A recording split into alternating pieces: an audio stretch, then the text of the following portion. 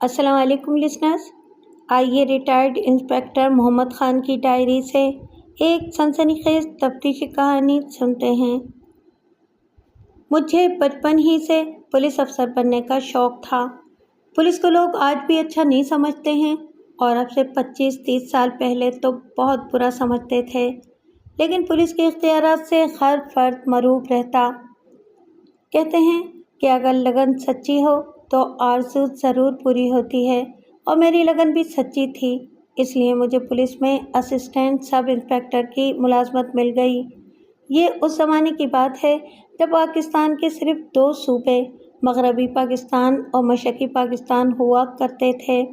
अयूब खान ने मार्शल के बाद ज़्यादा से ज़्यादा इख्तियारात अपने हाथ में रखने के लिए सिंध, पंजाब, बलूचिस्तान और सूबाए सरहद को 1 यूनिट का नाम देकर मगरबी पाकिस्तान का नया सूबा बना दिया था। मेरा ताल्लुक़ लाड़काना से है। मेरी पहली पोस्टिंग हैदराबाद में हुई। मैं बहुत खुश था। इस वक्त पुलिस की दहशत कुछ ज़्यादा ही थी, लेकिन मेरी इस बात पर कम ही लोग यकीन करेंगे कि मैं रिश्वत के पैसे को हाथ लगाना भी हराम समझता था। 2 साल के अंदर अंदर मैं तरक्की पाकर सब इंस्पेक्टर हो गया। इसमें सिर्फ़ और सिर्फ मेरी मेहनत और कारकर्दगी का दखल था। मैं खुशामद और सिफारिश को बुरा समझता था। मैं उस दिन दफ्तर में बैठा हुआ था और एक केस की तफ्तीश के सिलसिले में बाहर जाने ही वाला था कि दफ्तर के अर्दली ने मुझे एक लिफाफा लाकर दिया। वो सरकारी मोहर वाला लिफाफा था और मेरे लिए हेड ऑफिस से आया था। इसमें मेरे तबादले के अहकामात थे। मेरा तबादला दूर दराज के एक कस्बे बारा में कर दिया गया था। इस ज़माने में बारा बहुत ही पसमानदा इलाका था। वहाँ फल तो दूर की बात है, पीने का साफ़ पानी भी मैसर नहीं था। लोग कई मील दूर से पीने का पानी लाया करते थे। इसकी वजह यह थी कि इस इलाके में कुएँ तो थे, लेकिन इसका पानी खारा था। पुलिस के कई अफसरों ने मुझसे कहा कि तुम आईजी साहब को दरख्वास्त दो, एसपी साहब इस पर दस्तखत करके भेज देंगे और तुम्हारा तबादला रुक जाएगा। मैंने जवाब दिया कि किसी न किसी को तो जाना ही पड़ेगा। मैंने इस तबादले को कबूल कर लिया और अपना सामान बांधने लगा। मेरे लिए वहाँ जाने की एक वजह यह भी थी कि मुझे वहाँ एसएचओ बनाकर भेजा जा रहा था। मकामी लोग आज भी एसएचओ को सूबेदार कहते हैं। मेरा ख्याल था कि वो कोई बड़ा थाना होगा। मेरे मातहत 2-3 एएसआई, कुछ हेड कांस्टेबल, कुछ सिपाही और एक हेड मुहर्रिर होगा। कहीं आने जाने के लिए मुझे महकमे की तरफ से जीप मिलेगी। छोटे इलाकों में थानेदार के इस्तेमाल जैसी जीपें होती थीं। वहां पहुंचकर मुझे शदीद मायूसी हुई। पुरानी भद्दी सी एक मेज़ और इससे भी ज़्यादा बोसीदा कुर्सी, मुलाकातियों के लिए 2-3 पुराने मूडे रखे हुए थे और दीवार के साथ भी एक बेंच पड़ी थी। दूसरा कमरा रिकॉर्ड रूम था। वहाँ टूटे हुए दरवाज़ों वाली 2 अलमारियाँ थीं। इसमें इससे भी ज़्यादा बोसीदा फाइलें भरी हुई थीं। ये वहाँ का रिकॉर्ड था। थाने में गिनती के सिर्फ 3 सिपाही और एक मेरा अर्दली था जो वर्दी पहनकर सिपाही की ड्यूटी अंजाम देता था। टेलीफोन तो दूर की बात है, वहाँ तो बिजली भी नहीं थी। मेरा अर्दली गफूर बहुत जिंदा दिल और हंसमुख आदमी था। इसने इस इलाके में मेरे रहने और खाने पीने का बंदोबस्त किया था। बंदोबस्त क्या, वो खुद ही खाना पका लिया करता था। ख़ास तौर पर वो चाय बहुत अच्छी बनाता था। वहाँ की एक बात मुझे पसंद आई कि वहाँ दूध, घी और मक्खन बिल्कुल खालिस मिलता था। खाने पीने के अखराजात के लिए मैं गफूर को पैसे दे दिया करता था और हर चीज़ लाना उसकी ज़िम्मेदारी थी। मुझसे पहले यहाँ अलीमुद्दीन थानेदार था। चंद माह पहले उसने अपना तबादला करवा लिया था और कई माह तक ये थाना बग़ैर किसी थानेदार के चलता रहा। फिर यहाँ मेरा तबादला कर दिया गया। यार गफूर, मैंने थाने का पुराना रिकॉर्ड देखते हुए कहा, लगता है कि ये इलाका पुरअमन है। यहाँ तो काफ़ी अरसे से कोई जुर्म ही नहीं हुआ। हवालात में एक भी कैदी नहीं है। एफआईआर के रजिस्टर में कई महीने से कोई रिपोर्ट दर्ज नहीं हुई। साईं, जुर्म तो हमेशा होते हैं, गफूर ने फ़लसफ़ियाना अंदाज में कहा। जब से इंसान पैदा हुआ है उसके साथ ही जुर्म पैदा हो रहे हैं اور ان کے ساتھ ہی ختم ہوگا۔ یار، تم تو مجھے پڑھے لکھے لگتے ہو، میں نے ہنس کر کہا۔ تھانے کا ریکارڈ تو یہ بھی بتا رہا ہے کہ یہاں گزشتہ چند سال میں صرف چوری کی چند چھوٹی موٹی وارداتیں ہوئی ہیں یا پھر ذاتی دشمنی کے نتیجے میں لڑائی جھگڑے کے کیس ہیں۔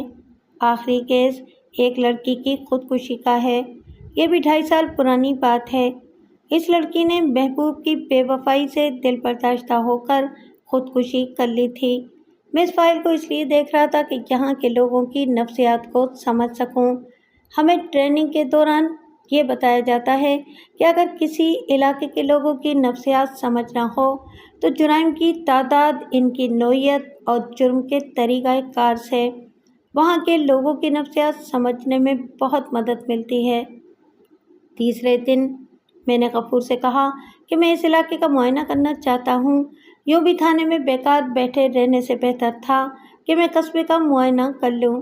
میں نے سپاہی کو اپنے ساتھ لیا اور علاقے کا جائزہ لینے چل دیا۔ ہم سب سادہ لباس میں تھے۔ میں وردی میں جا کر لوگوں کو خوفزدہ نہیں کرنا چاہتا تھا۔ لوگوں کے دلوں میں آج بھی پولیس کا خوف ہے۔ اس وقت تک پولیس کی وردی دہشت کی علامت ہوتی تھی۔ گھومنے پھرنے کے دوران میں نے کئی باتیں شدت سے محسوس کیں۔ علاقے کے لوگ کسی انجانے خوف میں مبتلا تھے۔ وہ آپس میں کھل کر بات نہیں کرتے تھے۔ ہر چہرہ مجھے اداس اور پریشان نظر آیا۔ لوگوں کا رویہ میرے ساتھ بھی اکھڑا اکھڑا سا تھا۔ یہ بات میری سمجھ سے بالاتر تھی۔ پھر یہاں غربت بھی بہت تھی۔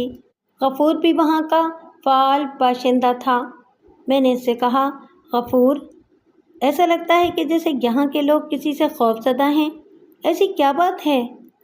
سائیں، ایسا تو کچھ بھی نہیں ہے، غفور نے جھجکتے ہوئے کہا۔ یہ آپ کا خیال ہے سائیں؟ مجھے ایسا لگا جیسے غفور مجھ سے کچھ چھپا رہا ہو۔ ممکن ہے کہ یہ میرا وہم ہو۔ پولیس افسر ہونے کے ناطے شک و شبہ کرنا میری فطرت بن چکی تھی۔ میں نے اس معاملے میں غفور کو زیادہ کریدنا مناسب نہیں سمجھا۔ ویسے بھی ایسی کوئی بات اگر تھی بھی تو مجھ سے زیادہ دیر چھپی نہیں رہ سکتی تھی۔ مجھے اس علاقے میں تعینات ہوئے 3 ماہ گزر چکے تھے۔ اب تک وہاں چھوٹی موٹی چوریوں اور آپس کے لڑائی جھگڑوں کی وارداتیں ہوئی تھیں۔ ان وارداتوں کو میں نے صلح صفائی کرنے کے بعد ختم کر دیا تھا۔ شاید مجھ سے پہلے والے تھانے دار بھی ایسا ہی کرتے ہوں گے۔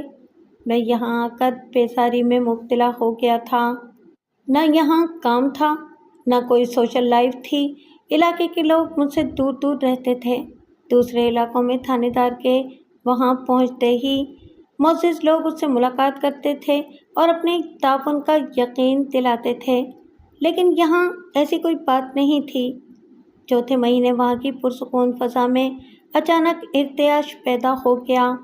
ایک سپاہی نے آ کر مجھے اطلاع دی کہ ایک لڑکی کا قتل ہوا ہے۔ قتل؟ میں چونک اٹھا۔ کہاں ہوا ہے قتل؟ سائیں، یہاں سے کچھ فاصلے پر درختوں کا ایک جنگل ہے۔ لڑکی کا قتل وہیں ہوا ہے، سپاہی نے بتایا۔ میں نے کہا، جائے واردات پر ایک سپاہی کی ڈیوٹی لگا دو، چلو چل کر قتل کا معائنہ کر لیں۔ اسی دن میں پہلی دفعہ اپنی وردی میں باہر نکلا۔ غفور نے میرے لیے ایک ٹانگے کا بندوبست کر دیا تھا۔ ٹانگے والا بھی باقی لوگوں کی طرح کم گو اور افسردہ سا تھا۔ ان لوگوں کو دیکھ کر مجھے ایک پرانی فلم یاد آئی تھی۔ وہ کچھ جادوئی فلم تھی کہ فلم کا ہیرو ایک علاقے میں پہنچتا ہے تو اسے وہاں ہر شخص اداس، غمگین اور پریشان نظر آتا ہے۔ وہ بہت مشکل سے ایک لڑکے کو بات کرنے پر آمادہ کرتا ہے اور وہ لڑکا ہیرو کو بتاتا ہے کہ یہاں ہر ماہ چاند کی 14ویں تاریخ کو ایک دیو آتا ہے اور وہ ایک لڑکی کو اٹھا کر لے جاتا ہے۔ اس مہینے شہزادی کی باری ہے، اس لیے ہر شخص پریشان اور غمگین ہے۔ مجھے اس قصبے کا حال بھی کچھ ایسا ہی لگتا تھا۔ میں نے ٹانگے والے سے بھی بات کرنے کی کوشش کی، لیکن اس نے میری ہر بات کا جواب ہاں یا نہیں میں دیا۔ کوئی شخص کھل کر بات ہی نہیں کرتا تھا۔ لڑکی کی لاش درختوں کے جھنڈ کے پاس پڑی ہوئی تھی۔ اس کی پشت میں لمبے دستے والا چاقو پیوست تھا۔ اس قسم کے چاقو میں نے پہلے بھی دیکھے تھے۔ لڑکی کی عمر بمشکل 16-17 سال رہی ہوگی۔ اس کا چہرہ کبھی خوبصورت رہا ہوگا، لیکن اس وقت تکلیف اور خوف کی شدت سے مسخ ہو رہا تھا۔ اس کے جسم پر معمولی سا بوسیدہ لباس تھا۔ पैरों में चप्पल भी नहीं थी। मैंने लड़की के पैरों का जायज़ा लिया। वो बाकी औरतों की तरह ही भद्दे और खुरदरे थे। जिस शख्स ने सबसे पहले लाश देखी थी, इसे पुलिस वालों ने वहीं रोक लिया था। वो दरमियाने कद और कटे हुए जिस्म का मालिक था। उसके जिस्म पर मैली सी एक बनियान और धोती थी। पैरों में जूते नहीं थे। उसकी रंगत धूप में रहने की वजह से तांबे की तरह सुर्खी माइल स्याह हो गई थी। वो खासा सहमा हुआ और खौफज़दा था। मुझे देखकर मज़ीद खौफज़दा हो गया। मैंने लाश का जायज़ा लेने के बाद उसे अपनी तरफ बुलाया और पूछा, बाबा, नाम क्या है तुम्हारा? मेरा नाम रमज़ान है साईं, लोग रमज़ू कहकर पुकारते हैं। सबसे पहले इस लड़की की लाश तुमने ही देखी थी? मैंने पूछा। जी साईं, उसने जवाब दिया। मैं जंगल से लकड़ियाँ काट कर आ रहा था। अचानक मेरी नज़र इस लड़की पर पड़ी। पहले तो मैं कुछ समझा ही नहीं। फिर मैंने नज़दीक जाकर देखा तो इसके जिस्म से खून बह रहा था और मेरा ख्याल है कि ये उस वक्त तक मर चुकी थी। वो इस कस्बे का पहला शख्स था जिसने इतनी बात की थी। मुझे वो शख्स वैसे भी कुछ बातूनी सा लगता था। तुम इस लड़की को पहचानते हो? मैंने पूछा। साईं, ये मेरे सामने ही पलकर जवान हुई है, मैं इसे कैसे नहीं पहचानूंगा? ये जान मोहम्मद की बेटी मारवी है। कुछ दिनों बाद इसकी शादी होने वाली थी। ये दूसरी लड़कियों के साथ ही लकड़ियाँ चुनने आती थी। मैं रोज़ इसे देखता था, रमज़ू ने जवाब दिया। गांव के दूसरे लोग भी वहाँ मौजूद थे, लेकिन वो कुछ फासले पर थे। एक औरत कुछ फासले पर बैठी बयान कर रही थी और बहुत बुरी तरह रो रही थी। मैंने रमज़ू से पूछा, ये औरत कौन है? ये मारवी की माँ है साईं, रमज़ू ने जवाब दिया। मैंने इसे कहा कि तुम मारवी की माँ को यहाँ बुलाकर लाओ। वो फ़ौरन इसे लेकर मेरे पास आ गया। वो मुझे देखकर ज़ोरों शोर से बयान करने लगी, साईं सरकार, हमारी तो किसी से दुश्मनी भी नहीं थी। हमने तो किसी के साथ बुरा नहीं किया, फिर हम पर यह जुल्म क्यों हुआ साईं? मैं भी यही मालूम करने की कोशिश कर रहा हूँ बीबी। मैंने कहा, ये जुल्म क्यों और किसने क्या किया? तुम फिक्र मत करो, मैं कातिल को छोड़ूंगा नहीं। औरत रोती हुई वापस चली गई। मैंने इसे कहा था कि मैं शायद दोबारा इसे बुलवाऊं। साईं, रमज़ू ने आहिस्ता से कहा, यह पहली वारदात नहीं है। इससे पहले 3 महीने के अंदर अंदर 2 लड़कियां दूसरे अंदाज में कत्ल हो चुकी हैं। मैंने चौंक कर इसे देखा। कत्ल हो चुकी हैं? जी साईं, रमज़ू ने जवाब दिया। मैंने गफूर से पूछा, इससे पहले जो लड़कियां कत्ल हुई हैं, इनकी रिपोर्ट थाने में दर्ज क्यों नहीं है? साईं, इस वक्त तक कोई थानेदार यहाँ नहीं था। फिर ये लोग थाने आते हुए घबराते हैं। लड़कियों का कत्ल इनकी इज्जत का मामला होता है, इसलिए वर्षा ने कत्ल की रिपोर्ट दर्ज नहीं करवाई। तुम्हें कुछ अंदाज़ा है कि इन लड़कियों के कत्ल क्यों हुए थे? साईं, नौजवान लड़कियों के कत्ल की 2 वजह होती हैं, मोहब्बत या नफ़रत। गफूर ने फिर फ़लसफ़ियाना अंदाज में जवाब दिया। तो इस लड़की मारवी के सिलसिले में तुम्हारा क्या ख्याल है? इसका कत्ल मोहब्बत की वजह से हुआ है या नफ़रत की वजह से? साईं, इस केस में तो मेरा दिमाग भी काम नहीं कर रहा है। मारवी को मैं भी जानता था। वो बहुत सीधी सादी और मासूम लड़की थी। इसके साथ मोहब्बत या नफ़रत का कोई चक्कर नहीं था। मैंने साइकिल पर एक सिपाही को जिला अस्पताल भेजा ताकि लड़की की लाश का पोस्टमार्टम किया जा सके और लड़की की लाश को एक बैलगाड़ी पर डालकर ले आया। मैंने रमज़ू को हिदायत कर दी थी कि वो मुझसे थाने में आकर मिले। वो मुझे बहुत काम का आदमी मालूम हुआ था। मैंने अंदाज़ा लगाया था कि बातूनी लोग अमूमन पुलिस के बहुत काम आते हैं। मैं इससे पहले कत्ल होने वाली लड़कियों के बारे में मालूमात लेना चाहता था। वादे के मुताबिक रमज़ू आधे घंटे बाद थाने पहुंच गया। मैंने गफूर से चाय लाने को कहा और रमज़ू से पूछा, हाँ रमज़ान, अब बताओ, तुम इससे पहले कत्ल होने वाली लड़कियों के बारे में क्या जानते हो? साईं, सबसे पहले रेशमा का कत्ल हुआ था। इसके 2 माह बाद जीनत को कत्ल कर दिया गया। मारवी की तरह इनके कत्ल का भी कोई सुराग या सबूत नहीं था। रेशमा कैसी लड़की थी? मैंने पूछा। साईं, वो भी बहुत नेक बच्ची थी। 2 माह बाद उसकी शादी होने वाली थी कि अचानक एक दिन उसे कत्ल कर दिया गया। इसके खानदान की किसी से कोई दुश्मनी भी नहीं थी, न रेशमा के साथ कोई मोहब्बत वगैरह का चक्कर था। रमजू ने एक ही सांस में सब कुछ बता दिया। और जीनत, इसके बारे में क्या जानते हो? साईं, जीनत को भी इसी तरह दिन दहाड़े कत्ल किया गया था। इसके कत्ल का भी कोई गवाह नहीं मिला। मारवी और रेशमा की तरह वो भी बहुत अच्छी लड़की थी। इसका खानदान भी बहुत शरीफ है। इन लोगों की भी किसी से कोई दुश्मनी नहीं थी। जीनत की भी 1 माह बाद शादी होने वाली थी कि इसे कत्ल कर दिया गया। मैं बुरी तरह चौंक उठा। तीनों कत्ल में एक बात मुश्तरक थी, हर मकतूला की शादी होने वाली थी और इनका किसी से इश्क व मोहब्बत का चक्कर भी नहीं था, न किसी से कोई दुश्मनी थी। फिर ऐसा क्यों हुआ? मैंने जहन पर जोर दिया। कातिल कोई ऐसा शख्स था जो इन लड़कियों के जिस्म पर सुहाग का जोड़ा नहीं देखना चाहता था। ठीक है रमजू, मैंने इसे चाय पिलाने के बाद कहा, तुम जाओ, ज़रूरत पड़ी तो तुम्हें फिर बुलाएंगे। 100 बार बुलाएं साईं, रमजू ने कहा। मैं तो खादिम हूँ आपका। मेरा सर बुरी तरह चकरा कर रह गया था। इन लड़कियों को इस वक्त कत्ल किया गया था जब इनकी शादी होने वाली थी। किसी एक लड़की का कत्ल तो समझ में आता है, लेकिन 3 लड़कियों का कत्ल? कातिल शायद कोई नफ्सियाती या जनूनी था। गफूर, तुम रेशमा और जीनत के घर वालों को यहाँ बुला लाओ, मैं इनसे भी पूछगछ करना चाहता हूँ। गफूर ने जवाब में कुछ कहा नहीं, लेकिन मुझे उसके चेहरे से अंदाज़ा हुआ था कि इसे मेरी बात पसंद नहीं आई है। शाम तक रेशमा और जीनत के लवाहिकीन भी आ गए। मैंने इन लोगों को अपने तौर पर बहुत कुरेदा, लेकिन काम की कोई बात मालूम ना हो सकी। वो यही कहते रहे कि इनकी किसी से भी दुश्मनी नहीं है।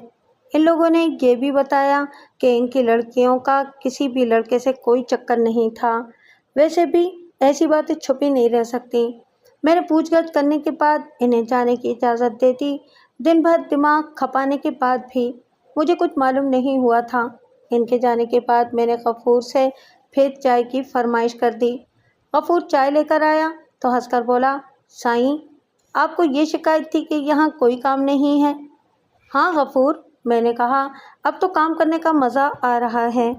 मैंने कहने को तो गफूर से कह दिया था, लेकिन मुझे इस केस का कोई सिरा ही नज़र नहीं आ रहा था, तो मज़ा क्या खाक आता।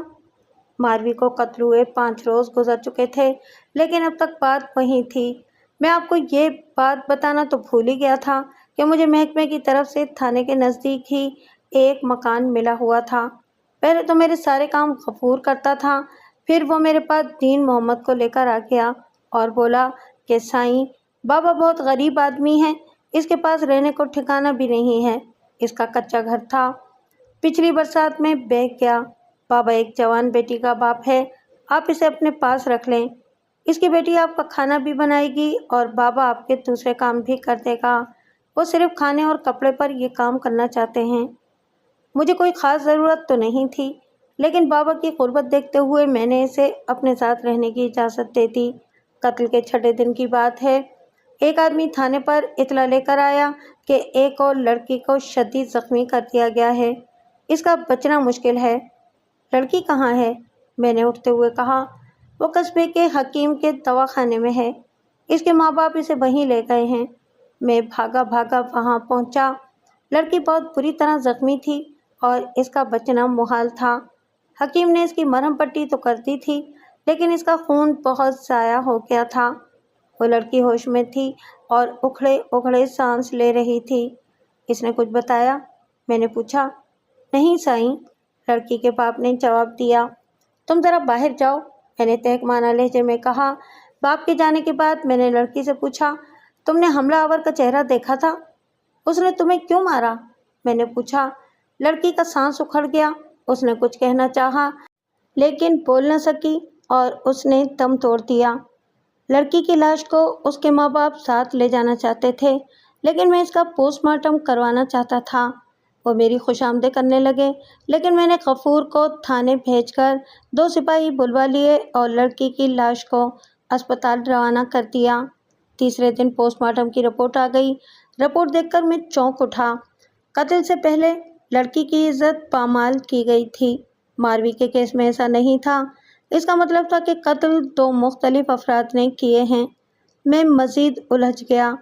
گاؤں کے چند لڑکوں پر میری نظر تھی۔ ان میں قدرے مشترک یہ تھی کہ وہ سب کے سب نکمے تھے، جوان ہونے کے باوجود کوئی کام کاج نہیں کرتے تھے اور آتی جاتی لڑکیوں کو چھیڑنا ان کا مشغلہ تھا۔ مشتبہ لوگوں میں 3 تو کم سن تھے، لیکن ایک لڑکا سردار پختہ عمر کا تھا۔ میری ان لوگوں پر گہری نظر تھی۔ جو لڑکی زخمی حالت میں ملی تھی، اس کا نام جینو تھا۔ اس کا قتل بھی مختلف طریقے سے ہوا تھا۔ اسے سر پر کوئی بھاری اور کند چیز مار کر قتل کیا گیا تھا۔ اس سے پہلے سب لڑکیوں کو چاقو کے وار سے ہلاک کیا گیا تھا۔ ماروی کے قتل کے وقت تو قاتل نے اتنا زبردست وار کیا تھا کہ اس کا چاقو اندر تک دھس گیا تھا اور اسے نکالا بھی نہیں گیا تھا۔ چاقو پر قاتل کی انگلیوں کے نشان بھی ملے تھے، لیکن ان نشانات کا کوئی سابقہ ریکارڈ پولیس کے پاس نہیں تھا۔ بس اتنا ضرور معلوم ہوا تھا کہ قاتل کے دائیں ہاتھ کی چھوٹی انگلی کی پور کٹی ہوئی تھی۔ میں نے اپنے طور پر تحقیقات کی۔ سچی بات تو یہ ہے کہ مجھے اس کیس میں دانتوں پسینہ آ گیا۔ قاتل کا کوئی سراغ ہاتھ نہیں آ رہا تھا۔ پھر کئی مہینے گزر گئے، قتل کی کوئی واردات نہیں ہوئی۔ میری عادت تھی کہ میں شام کو سائیکل لے کر علاقے کے گشت پر نکل جاتا تھا۔ میں حسب معمول علاقے کے گشت پر تھا کہ مجھے بھاگتے قدموں کی آواز سنائی دی۔ پھر کسی کے چیخنے کی آواز آئی، لالی رک جا ورنہ زندہ نہیں چھوڑوں گا۔ میں نے سائیکل ایک طرف پھینکی اور درختوں کے اس جھنڈ کی طرف بڑھا جہاں سے آوازیں آ رہی تھیں۔ مجھے اندھیرے میں کوئی بھاگتا ہوا نظر آیا۔ اس کے اندازے سے ظاہر ہو رہا تھا کہ وہ کوئی لڑکی یا عورت ہے۔ اس کے پیچھے پیچھے ایک مرد چیختا ہوا بھاگ رہا تھا، لالی رک جا ورنہ۔ پھر اس نے دوڑ کر لڑکی کو دبوچ لیا۔ میں نے اچانک اپنا سروس ریوالور نکالا اور ڈپٹ کر بولا، خبردار بھاگنے کی کوشش مت کرنا، تمہیں پولیس نے گھیر لیا ہے۔ لڑکی اس کی گرفت سے چھوٹ کر بھاگتی ہوئی میری طرف آئی۔ اس شخص نے بھاگنے کی کوشش کی، لیکن میں نے ایک ہی جست میں اسے دبوچ لیا۔ وہ سردار تھا، وہ سردار جس پر پہلے سے شبہ تھا۔ میری چند لاتوں اور گھوسوں کے بعد اس نے جینو کے قتل کا اعتراف کر لیا۔ میرے جرح کرنے پر اس نے بتایا کہ قتل کی 3 وارداتیں ہو چکی تھیں۔ میں نے سوچا کہ میں لڑکیوں کو اغوا کر کے ان کی عزت پامال کروں گا تو وہ کوئی مزاحمت نہیں کریں گی۔ جینو نے نہ صرف مزاحمت کی بلکہ میرا چہرہ بھی دیکھ لیا۔ مجبوراً میں نے اسے قتل کر دیا۔ وہ قتل بھی اسی نامعلوم قاتل کے کھاتے میں لکھ دیا گیا۔ لالی مجھے اتفاق سے ابھی گلی میں مل گئی تھی جو بالکل سنسان تھی۔ میں نے اسے منہ پر ڈھانٹا باندھا اور لالی کو زبردستی اٹھا کر درختوں کے جھنڈ میں لے گیا، لیکن یہ ہاتھ چھڑا کر بھاگنے میں کامیاب ہو گئی۔ میں اسے قتل نہیں کرنا چاہتا تھا کیونکہ اس نے میرا چہرہ نہیں دیکھا تھا۔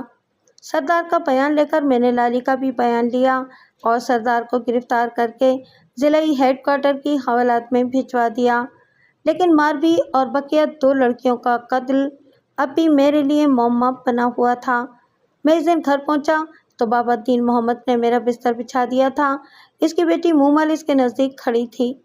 میں نے اس دن پہلی دفعہ بابا کی بیٹی کو دیکھا تھا۔ اس کا حسن دیکھ کر میں حیران رہ گیا۔ میں نے ادھر ادھر کی باتوں کے بعد بابا سے پوچھا، بابا تم نے اپنی بیٹی کی شادی نہیں کی اب تک؟ سائیں ابھی اس کی عمر ہی کیا ہے؟ میرا دل تو ہے پر سائیں میں غریب آدمی ہوں، میری بیٹی سے شادی کون کرے گا؟ میں سوچنے لگا، غربت بھی کیا چیز ہے۔ یہی لڑکی اگر دولت مند ہوتی تو اس کے بڑے امیدوار ہوتے۔ دوسرے دن میں تھانے میں بیٹھا تھا، غفور میرے لیے چائے لے کر آیا تو مجھے اچانک مومل کا خیال آ گیا۔ میں نے غفور سے کہا، غفور تم نے اب تک شادی کیوں نہیں کی؟ بس سائیں کوئی لڑکی پسند ہی نہیں آئی، اس نے جواب دیا۔ تم نے بابا دین محمد کی بیٹی کو دیکھا ہے؟ میں نے پوچھا۔ اس کے بارے میں کیا خیال ہے؟ کیا تم اس سے شادی کرو گے؟ سائیں وہ اچھی لڑکی ہے، آپ کا حکم ہے تو میں شادی کروں گا، غفور نے بے دلی سے جواب دیا۔ میں نے سوچا کہ ابھی تو بے دلی سے شادی کر لے گا، پھر اسے مومل پسند آ ہی جائے گی۔ میں نے جا کر دین محمد سے غفور کے بارے میں بات کی تو وہ بولا، سائیں اگر غفور راضی ہے تو مجھے کوئی اعتراض نہیں۔ میں اپنے کمرے میں جا کر لیٹ گیا۔ اسی وقت مومل اندر آ گئی۔ اس کی بڑی بڑی خوبصورت آنکھوں میں عجیب سا شکوہ تھا۔ اس نے جھجکتے ہوئے کہا، سائیں، وہ آپ نے میری شادی کی بات کی ہے غفور سے؟ میں اس بڈھے سے شادی نہیں کروں گی، یہ کہہ کر وہ چھپاک سے کمرے سے نکل گئی۔ مجھے بھی خیال آیا کہ میں یہ کیا ظلم کرنے جا رہا تھا۔ غفور پختہ عمر کا مرد تھا، وہ مومل سے کم 20 سال تو بڑا ہوگا۔ میں نے بابا دین محمد سے کہہ دیا کہ غفور اس شادی پر راضی نہیں ہے۔ پھر میں نے غفور سے بھی کہا کہ بابا کی بیٹی اس شادی پر راضی نہیں ہے۔ ایک لمحے کے لیے مجھے غفور کے چہرے پر شدید غصے کے تاثرات دکھائی دیے، پھر اس نے فوراً خود پر قابو پا لیا۔ اس دن میں حسب معمول تھانے میں بیٹھا تھا اور غفور چائے بنا رہا تھا۔ وہ چائے لے کر آیا تو اس کا پاؤں نہ جانے کس چیز میں الجھا کہ وہ پوری طرح لڑکھڑا گیا۔ چائے کی پیالی اس کے ہاتھ سے چھوٹ گئی۔ اسے پکڑنے کے لیے اس نے ہاتھ آگے بڑھایا، پھر دونوں ہاتھ میز پر لگا کر اٹھنے کی کوشش کی۔ میں بری طرح چونک اٹھا۔ میں نے جھپٹ کر اپنا سروس ریوالور نکالا اور غفور کی کن پٹی پر رکھ دیا۔ غفور نے حیرت سے مجھے دیکھا تو میں نے کہا، غفور، میں تمہیں ریشمہ، زینت اور ماروی کے قتل میں گرفتار کر رہا ہوں۔ سائیں، مجھے؟ اس نے حیرت سے کہا۔ ہاں تمہیں، ذرا اپنے دونوں ہاتھ میز پر رکھو۔ وہ گڑبڑا کر رہ گیا۔ میں نے اس کے ہاتھوں میں ہتھ کڑی ڈال دی۔ پھر غفور نے اقرار جرم کر لیا، کیونکہ جس چاقو سے ماروی کو قتل کیا گیا تھا اس پر غفور کی انگلیوں کے نشانات موجود تھے۔ میں نے اس سے پوچھ گچھ کی تو اس نے جو کچھ بتایا اس کا لبِ لباب یہ تھا کہ ریشمہ، زینت اور ماروی کے بڑوں نے اس کے گھر کو آگ لگا دی تھی۔ گھر کے تمام افراد اس میں زندہ جل گئے تھے۔ ان کا قصور صرف اتنا تھا کہ غفور کے بڑے بھائی نے ان کے خاندان کی ایک لڑکی سے محبت کی تھی اور اسے شادی کرنا چاہتے تھے۔ آپ کو شاید معلوم نہیں کہ تینوں لڑکیوں کے باپ آپس میں قریبی رشتہ دار ہیں۔ وہ اس وقت گاؤں سے باہر تھا، اس لیے بچ گیا۔ میری ایک بہن سہیلی کے گھر میں تھی، وہ جلنے سے بچ گئی تھی، لیکن اسے ان لوگوں نے بعد میں موت کے گھاٹ اتار دیا۔ میں اس وقت تک پولیس میں ملازمت کر چکا تھا۔ میں واپس آیا تو سب کچھ ختم ہو چکا تھا۔ میری بہن کی 2 ہفتے بعد شادی ہونے والی تھی۔ میں انتقام کی آگ میں جلتا رہا اور موقع کے انتظار میں رہا۔ میں نے ان کی بیٹیوں کو اس وقت موت کے گھاٹ اتارا جب ان کی بھی شادیاں ہونے والی تھیں۔ اس کے بعد گاؤں میں ایک بڑی واردات اور ہوئی جس میں ان تینوں کے گھروں کو آگ لگا کر بھسم کر دیتا، لیکن آپ نے میرا انتقام پورا نہ ہونے دیا۔ میں نے غفور کا بیان لیا اور اسے گرفتار کر کے ضلعی ہیڈ کوارٹر کی حوالات میں بھیج دیا۔ یوں گاؤں والوں کے ساتھ ساتھ میں نے بھی سکھ کا سانس لیا۔ اس کے بعد میرا ٹرانسفر کراچی ہو گیا تھا۔ مختلف تھانوں میں رہ کر میں نے اپنی ملازمت پوری کی اور اب ریٹائرڈ زندگی گزار رہا ہوں۔ اب تو میرے بچوں کے بھی بچے ہیں۔ آپ جانتے ہیں میری بیوی کون ہے؟ میری بیوی بابا دین محمد کی بیٹی ہے۔ وہ بوڑھی ہو گئی ہے، لیکن مجھے آج بھی اس کی آنکھوں میں کبھی کبھی وہی شکوہ نظر آتا ہے جو میں نے اس وقت دیکھا تھا جب میں اس کی شادی غفور سے کروا رہا تھا۔